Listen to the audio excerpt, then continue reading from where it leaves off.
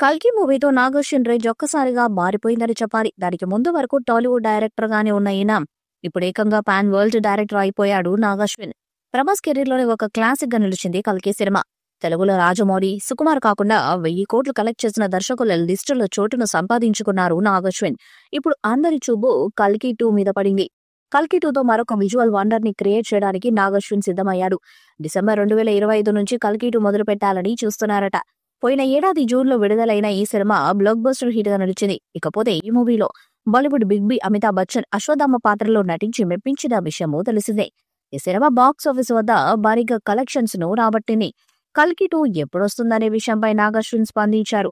ఈ సందర్భంగా నాగార్జున మాట్లాడుతూ, ప్రస్తుతం స్క్రిప్ట్ వర్క్ నడుస్తుంది, అది పూర్తయ్యాక షూటింగ్ మొదలు పెడతాము. సెకండ్ పార్ట్ లో భైరవ, కర్ణకు సంబంధించిన పార్ట్ ఎక్కువగా ఉంటుంది. అంత సజావుగా సాగితే ఈ ఏడాది చివరి నాటికి సెట్స్ పైకి వెళ్లే ప్రయత్నం చేస్తాము. కల్కిలో మహాభారత నేపథ్యాన్ని సెట్ చేసుకుని, సుమతి, అశ్వత్థామ పాత్రలను డిజైన్ చేసుకుని ఇక్కడి వరకు వచ్చాం.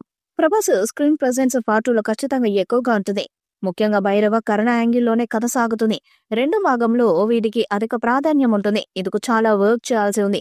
విడుదల తేదీపై ప్రస్తుతం స్పందించలేను. ఇప్పటి వరకు ఎవరు ప్రయత్నించని కాన్సెప్ట్లని ఎంచుకొని సినిమాలు చేశా అన్నారు నాగార్జున.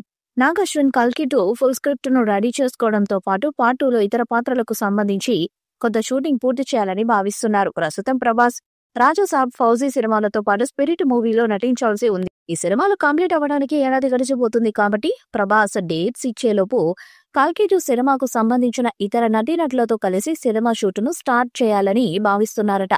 పార్ట్ 1తో దాదాపు 1200 కోట్లు కలెక్ట్ చేసిన ఈ దర్శకుడు పార్ట్ 2తో 2000 కోట్లకు పైగా కలెక్ట్ చేయాలని చూస్తున్నారట.